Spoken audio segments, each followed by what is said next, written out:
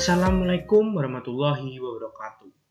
Selamat pagi, siang, sore, Bapak, Ibu, serta rekan-rekan sekalian yang saya hormati. Puji syukur kehadirat Allah Subhanahu wa Ta'ala atas rahmat dan karunia-Nya, sehingga kita dapat berkumpul pada kesempatan yang berbahagia ini. Pada hari ini, kita akan bersama-sama menyelami sebuah topik yang sangat fundamental dan relevan bagi kehidupan kita sebagai seorang Muslim, yaitu manusia dalam perspektif Islam. Mungkin kita sering bertanya, siapa saya? Mengapa saya ada di dunia ini? Dan apa yang harus saya lakukan? Pertanyaan-pertanyaan eksistensial ini telah dijawab secara gamblang dan indah dalam ajaran Islam.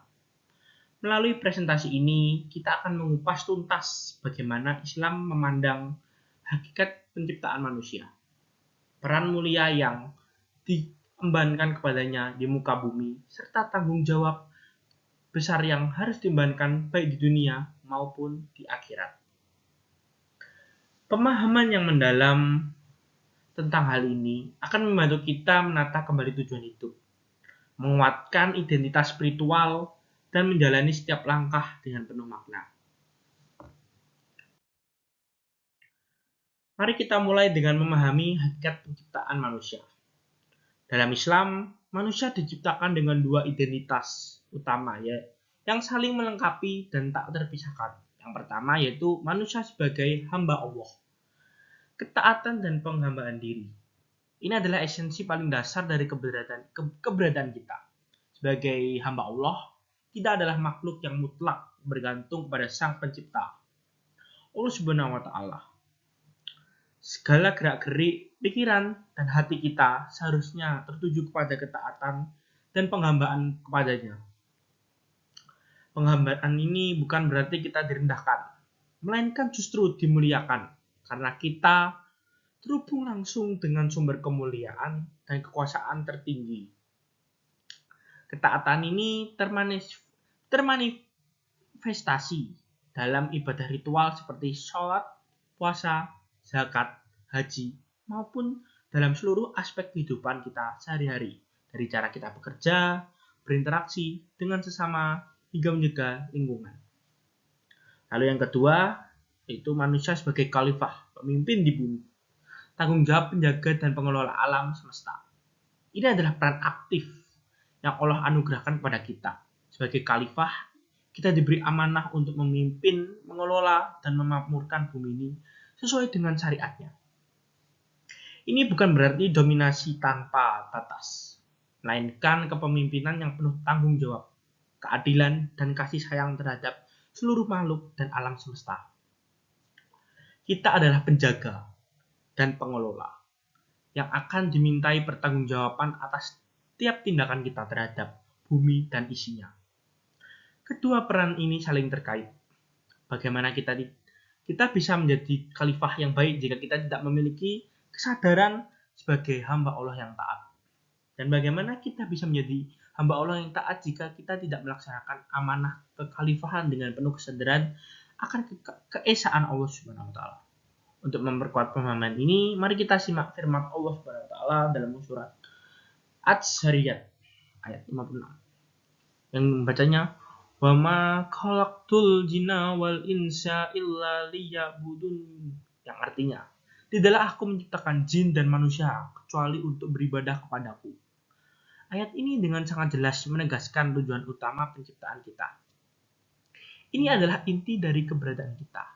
Selain itu, ada hadis yang juga menguatkan kewajiban kita untuk mengesankan Allah Subhanahu wa Ta'ala, yaitu hadis Rasulullah Shallallahu alaihi wasallam yang diriwayatkan oleh Mu'adz bin Jabal, di mana beliau bersabda, hak Allah atas hambanya adalah agar mereka beribadah kepadanya dan tidak menyekutukannya dengan sesuatu apapun. Ini adalah fondasi tauhid yang harus senantiasa kita pegang teguh. Selanjutnya, mari kita bedah lebih dalam mengenai struktur fundamental yang membentuk diri kita sebagai manusia, yaitu ruh, akal, dan jasad. Ketiga komponen ini saling berinteraksi menentukan bagaimana kita menjalani hidup. Yang pertama, itu ruh, sumber kehidupan dan fitrah ilahiyah. Ruh adalah esensi spiritual yang dihembuskan oleh Allah ke dalam diri kita. Ia adalah percikan ilahiyah yang membuat kita hidup, merasakan, dan memiliki kesadaran. Ruh adalah bagian diri kita yang paling murni, yang memiliki fitrah untuk mengenal Allah dan beribadah kepadanya. Ia adalah sumber kekuatan batin, intuisi, dan koneksi spiritual kita. Tanpa ruh, jasad hanyalah gumpalan tanah yang tak bernyawa. Lalu yang kedua, ada akal, yang merupakan alat berpikir untuk membedakan hak dan batil. Akal adalah karunia luar biasa yang membedakan manusia dari makhluk lain. Dengan akal, kita mampu berpikir, menganalisis, memahami, dan memecahkan masalah. Akal adalah instrumen untuk mencari ilmu, merenungkan ayat-ayat Allah di alam semesta, serta membedakan antara kebenaran dan kebatilan. Ia membimbing kita dalam mengambil keputusan dan menjalani kehidupan yang terarah. Islam sangat menganjurkan kita untuk menggunakan akal secara maksimal, bukan untuk menentang wahyu, tetapi untuk memahami dan menguatkan keimanan kita. Lalu yang ketiga yaitu ada jasad. Jasad alat untuk beramal lebih lagi. Jasad adalah tubuh fisik kita, sarana tempat ruh bersemayam dan akal beraktivitas di dunia ini. Ia adalah alat untuk kita beramal, berinteraksi dengan sama, dan mengelola lingkungan. Melalui jasad, kita melaksanakan ibadah ritual, bekerja, belajar, berjuang, dan menikmati karunia Allah. Penting bagi kita untuk menjaga kesehatan dan kebersihan jasad sebagai bentuk syukur agar dapat optimal dalam menjalankan peran kita. Yang terakhir adalah hubungan interaktif antara ketiganya. Ketiga komponen ini tidak berdiri sendiri. Ruh memberikan arah spiritual, akal memberikan panduan intelektual, dan jasad menjadi kendaraan untuk merealisasikan keduanya. Kesehatan spiritual yaitu ruh, kecerdasan intelektual yaitu akal, dan kebugaran fisik yaitu jasad adalah serangkai yang harus seimbang dan harmonis untuk mencapai kehidupan yang optimal dan bermakna. Jika salah satunya pincang, maka akan mempengaruhi keseluruhan sistem kehidupan kita. Manusia adalah makhluk yang kompleks, dianugerahi potensi luar biasa, sekaligus memiliki kelemahan yang mendasar. Pemahaman akan keduanya adalah kunci untuk mengembangkan diri dan mendekatkan diri kepada Allah. Mari kita lihat potensi positif yang Allah anugerahkan kepada kita. Manusia memiliki ilmu, kemampuan untuk belajar dan memahami segala sesuatu, dari ilmu dunia hingga ilmu agama. Ini adalah modal dasar untuk berinovasi dan membangun peradaban. Kita juga memiliki iman, keyakinan yang kuat kepada Allah Subhanahu wa Ta'ala yang menjadi kompas hidup kita. Iman mendorong kita untuk berbuat amal soleh, yaitu segala perbuatan yang baik yang sesuai dengan syariat Islam dan bermanfaat bagi diri sendiri maupun orang lain.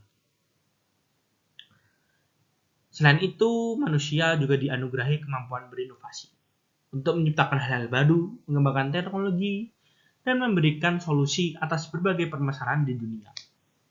Namun, balik potensi yang besar itu, manusia juga memiliki kelemahan. Kita cenderung lupa dan khilaf. Seringkali kita melupakan janji, lupakan tujuan hidup, atau berbuat juga kesalahan tanpa sengaja. Kita juga sering tergesa-gesa dalam mengambil keputusan atau menginginkan hasil instan. Padahal kesabaran adalah kunci kesuksesan. Dan yang tak kalah penting, kita mudah tergoda nafsu.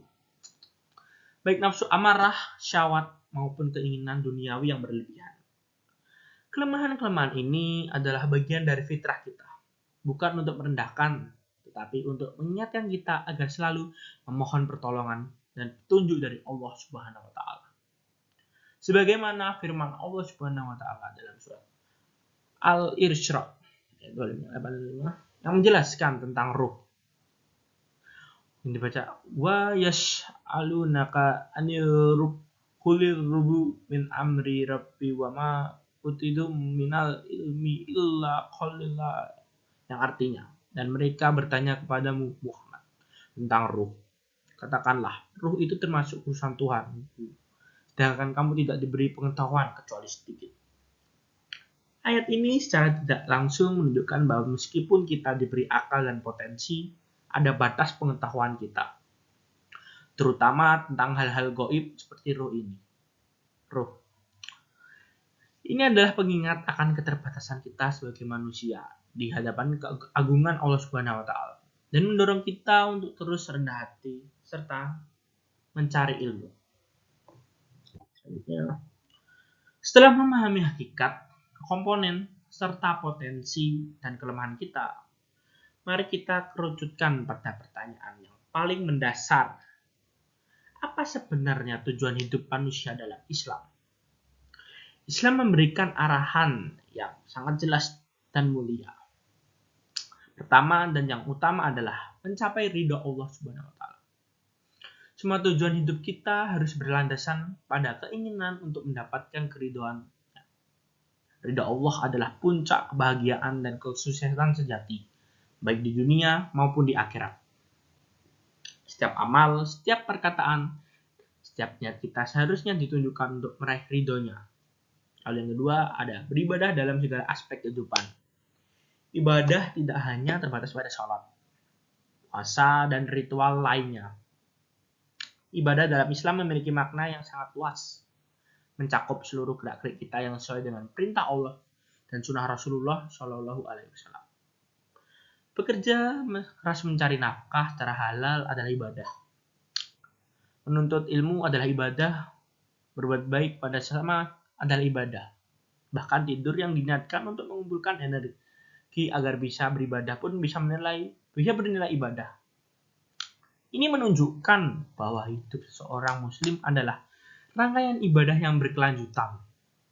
Lalu yang ketiga, menjadi manusia yang bermanfaat bagi sesama. Rasulullah Shallallahu Alaihi Wasallam bersabda, sebaik-baiknya manusia adalah yang paling bermanfaat bagi manusia lain. Ini adalah cerminan dari ajaran Islam yang rahmatan lil alamin. Keberadaan kita harus memberikan dampak positif bagi keluarga, lingkungan, dan juga masyarakat. Dan bahkan seluruh umat manusia kalau bisa. Bermanfaat bisa dalam bentuk ilmu, harta, tenaga, atau sekedar senyuman yang sangat tulus. Lalu yang keempat, membangun peradaban yang berlandaskan tauhid.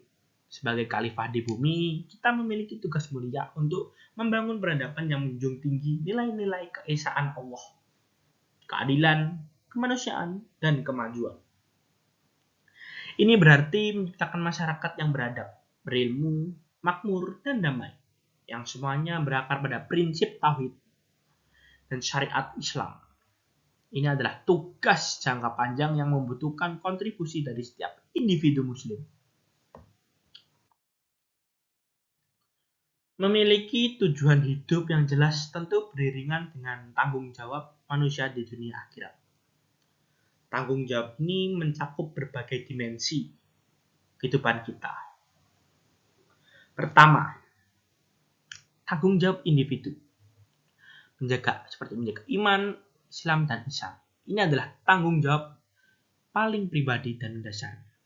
Kita wajib menjaga keimanan kita agar tidak goyah, mengamalkan ajaran Islam secara kafah, dan senantiasa berisan, yaitu berbuat kebaikan seolah-olah kita melihat Allah, atau setidaknya menyadari bahwa Allah melihat kita.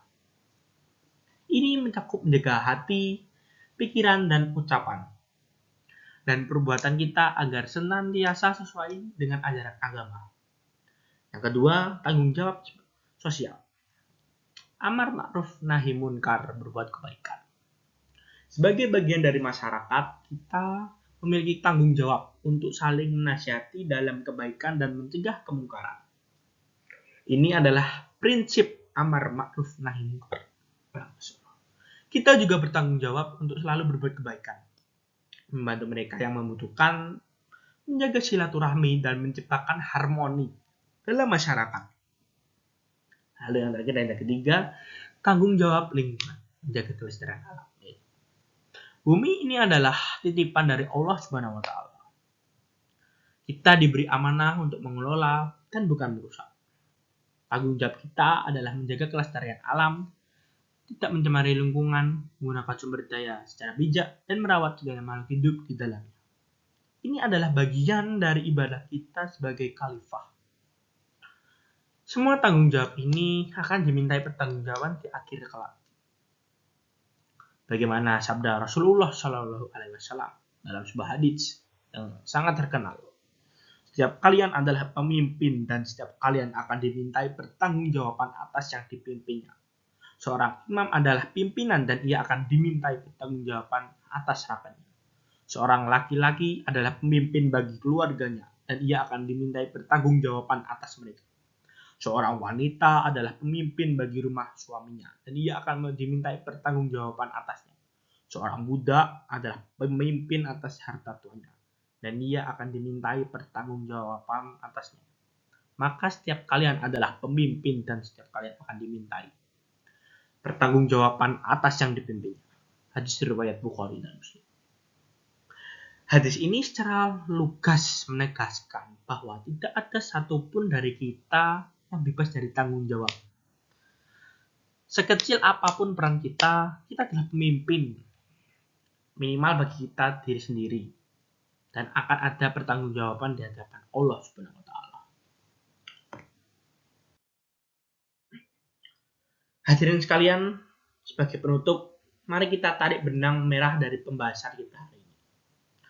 Dapat kita simpulkan bahwa manusia adalah makhluk mulia dengan tugas besar di bumi.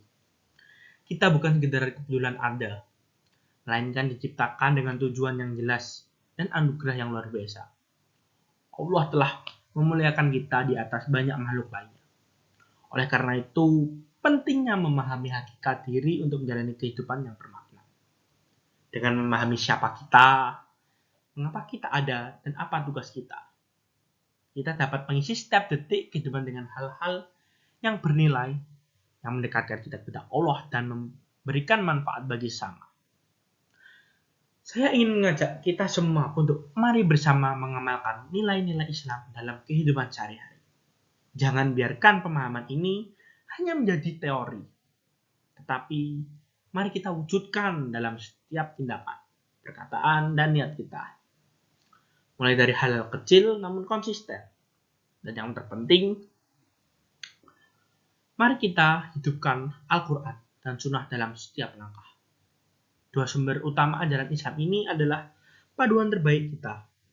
Dengan membaca, memahami, dan mengamalkan keduanya, insya Allah kita akan senantiasa berada di jalan yang lurus dan mendapatkan keberkahan. Akhir kata, saya mengucapkan terima kasih atas perhatian Bapak, Ibu, dan rekan-rekan sekalian. Semoga apa yang kita bahas hari ini dapat memberikan manfaat dan menjadi pemicu semangat kita untuk menjadi muslim yang lebih baik. Saya Moreno Maswara Anggoro, izin undur diri. Wassalamualaikum warahmatullahi wabarakatuh.